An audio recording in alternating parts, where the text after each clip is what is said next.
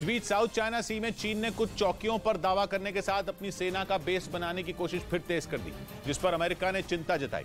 America के विदेश मंत्रालय ने चीन के इस कदम को इंडो पैसिफिक रीजन की शांति और सुरक्षा के लिए खतरा करार दिया और चीन पर आरोप लगाया कि वो दक्षिण चीन सागर में अपना कब्जा जमाने की कोशिश कर रहा है। अमेरिका के मुताबिक साउथ चाइना सी किसी एक देश की जागीर नहीं है, लेकिन आरोप है कि चीन फिर भी भड़काऊ दावे कर इंडो पैसिफिक रीजन की शांति को भंग करने में जुटा है। हाल ही में अमेरिका ने चीन पर आरोप लगाया था कि 21 दिसंबर को उसका एक फाइटर जेट दक्षिण चीन सागर के ऊपर अमेरिका के एक एयरक्राफ्ट के बेहद करीब से होकर गुजरा, जिससे बड़ा हादसा हो सकता था। लेकिन बाद में चीन ने अमेरिका को ही उल्टा कटघरे में खड़ा कर दिया था।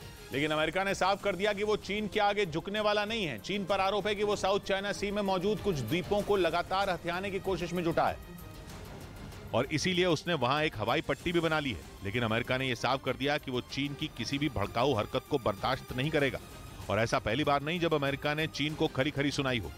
और यही वजह है कि इंडो पैसिफिक रीजन पर राज करने का सपना संजोए बैठे चीन की राह में अमेरिका सबसे बड़ा रोड़ा है।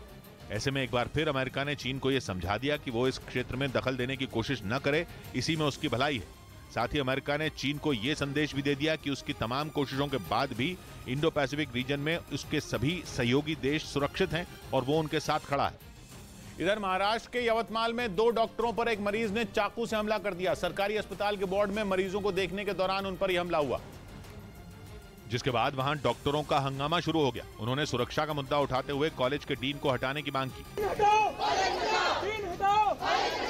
वहीं इंडियन मेडिकल एसोसिएशन ने डिप्टी सीएम देवेंद्र फडणवीस को चिट्ठी लिखी और सख्त कार्रवाई की मांग की, जबकि रेजिडेंट डॉक्टर्स एसोसिएशन ने हड़ताल का ऐलान कर दिया। इस बीच दिल्ली के अंजलि मौत मामले में पुलिस ने आशुतोष नाम के छठे आरोपी को भी गिरफ्तार कर लिया, जिसके बाद आशुतोष को कोर्ट में पेश किया गया, जहां कोर्ट ने उसे 3 दिन की पुलिस रिमांड में भेज दिया। जबकि इस मामले में 7वें आरोपी अंकुश ने सुल्तानपुरी थाने में जाकर सरेंडर कर दिया। दिल्ली पुलिस उसकी तलाश में कई जगहों पर छापेमारी कर रही थी। हालांकि अंकुश से न्यूज 18 की टीम ने 3 दिन पहले ही फोन पर एक्सक्लूसिव बातचीत की थी। तब उसने 5 आरोपियों के नशे में होने का दावा किया था। ये नहीं पता चलेगा गाड़ी के नीचे कुछ सामान है, पता नहीं भाई, नशे में सारे क्या किया ना, तो समझ नहीं आ रहा, कुछ पागल होगा। इससे पहले पुलिस ने छठे आरोपी आशुतोष को भी गिरफ्तार कर लिया। बताया गया कि आशुतोष से ही कार लेकर 5 आरोपी 31 दिसंबर की रात निकले थे, जिसके बाद उनकी कार से अंजलि की टक्कर हो गई थी। पुलिस की जांच में ये बात सामने आई कि हादसे के वक्त गाड़ी दीपक नाम का आरोपी नहीं बल्कि उसका भाई अमित चला रहा था। अमित और दीपक दोनों इस वक्त पुलिस रिमांड में हैं। और खबर है कि आरोपियों ने पुलिस से ये झूठ इसलिए बोला था क्योंकि अमित के पास ड्राइविंग लाइसेंस नहीं था और उसे बचाने के लिए ही दीपक ने ये इल्जाम अपने ऊपर ले लिया कि वो गाड़ी वही चला रहा था। और इसी बीच अंजलि और निधि का एक नया सीसीटीवी वीडियो भी सामने आया, जो 31 दिसंबर की शाम 7 बजे का बताया गया। इस नए वीडियो में अंजलि और निधि एक लड़के के साथ स्कूटर पर बैठे दिखाई दिए।